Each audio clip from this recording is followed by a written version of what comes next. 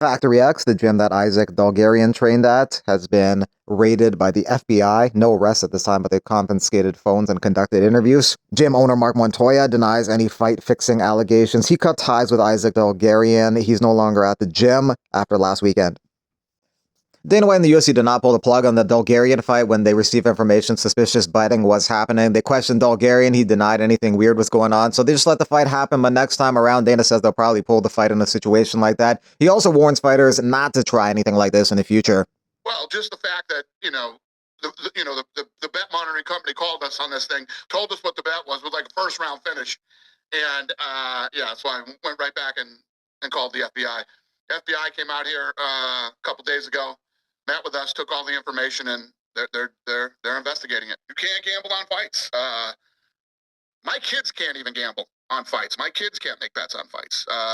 If you're anywhere near this organization and involved in any way, shape, or form, you shouldn't be betting on fights. There's talk out there where people are saying, "Oh, there's hundreds of fights that are being investigated, in the UFC." That's all BS. None of that's true.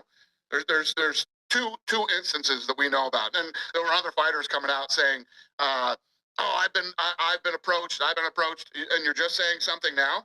You were approached to throw a fight, and you never told us or never told the authorities. It's a weird thing. The question is now, if we get some information like we did the other day, we'll probably pull the fight. I don't know. It's all a work in progress. And just to be clear, this kid hasn't been it doesn't look good, but there's no concrete evidence that he did this yet.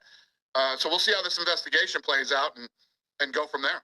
Oh, that's it. Listen, if you come in here to this business and you try to cheat and you try to do this sport, I will be your worst enemy. I will come after you, and if you did it, I will do everything in my power to make sure you go to prison.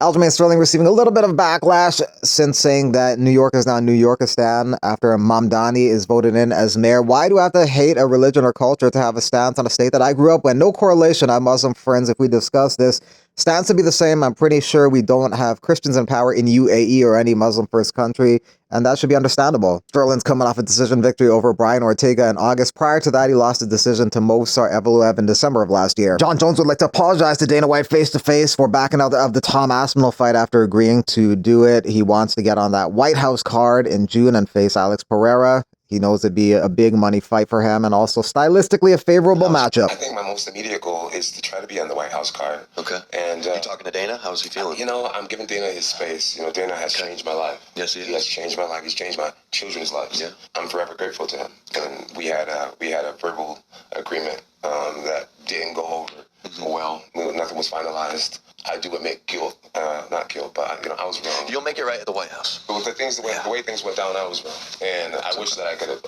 see him face to face and just apologize to him, and so that we can let bygones be bygones and get back to making some major money for the sport and really entertaining these fans. When he's feeling me, I think I'm one of his favorite fighters. Yeah. When he's not feeling me, I'm probably the reason why he has a bald head. Yeah, Adrian Yanez was supposed to take on Christian Quinones on Saturday at the UFC Apex, but Quinones pulled out of the fight. Alan Bagozo, who has a record of 9-3-1 and is outside of the UFC, was willing to take the fight on short notice, but Yanez declined. Yanez, you should be ashamed to be in the UFC. Refusing to fight someone who accepts the fight on 2 days' notice just shows how much of a bitch you are. I was ready to fuck you up, and I guess you knew it, shithead. He didn't say shithead, I just added that in, but Yanez said, my manager and coach didn't want it. For once, I'm actually listening to them, even though I was telling them I wanted the fight. It's crazy, because I was at the USCPI all day, he was there, he could have said something to me then. Yanez is looking to have this fight, or another fight scheduled, ASAP, so he can at least get one fight in this year. Muslim Salahov versus Uros Medic is on the main card Saturday. Some people think Salahov is a good underdog bet, because he's looked quite sensational with knockouts lately. The bigger favorites on the card, Josh Hawkett, 6-0, making his UFC debut, coming off the Contender Series, one of the more entertaining, sort of flashy characters coming from the Contender Series into the UFC. 4-1 favorite. Anything weird that happens on this card is going to be labeled a fix. That's Alex. What's up, dude? What's your name? That's Alex. Come here, Alex. Let's go! Say hi. Let's go! Alex, dude. What's up, my man? Let's go, man. You made my day, bro. I love it, bro. I love it. MMA fans so bad they'll blame the guy getting eye poked over the guy who did the eye poke. They'll also idolize a steroid cheater whenever their favorite fighter loses. It's always, he's washed, it's over, and then bandwagon over to another fan favorite fighter. Weird. You're a little weird. You're a weirdo, bro. You're not well. You're not well. Get help. Go to a fucking doctor or something. My eye pokes would have been more effective. Jon Jones. John still bricked up from Hezbollah. MMA community should stand up for Herzog. If he's innocent, yeah. Did we forget about Mazzagatti? Mazzagatti was a bad ref, but maybe not corrupt. Herzog was a good ref, but maybe became corrupt. I don't know. All allegations at the moment. In the octagon's heart, legends are made, but every swinging kick history has made. Las Vegas, the likely location for UFC 324 on January 24. That's the T-Mobile Arena. Originally, it was supposed to be Los Angeles, but it looks like it's going to be Las Vegas. Potential fights for that card, Topuria versus Pimblich, and maybe Volk versus Lopez. That's going to be the first fight card under the Paramount Network. That'll be the first card that will not have pay-per-view points because pay-per-view is done starting in January under the new Paramount deal. So they got to restructure new deals with their champions. COO for the UFC, Lawrence Epstein, says fighter pay will go up, but it's consistent with current margins that they have. So essentially, they're getting the same percentage of the pie, which is what some people are complaining about in the first place. They get too small of a percentage of the pie compared to other sports leagues. Obviously, UFC is going to restructure deals with champs in the way that's most favorable for them. Will champs make more money or less? I don't know. It's hard to say. It depends also on the fighter because some fighters are pay-per-view draws and others aren't. So it will be intriguing to see how the new deals look. If anyone's willing to share, honestly, the comparison pre and post Paramount.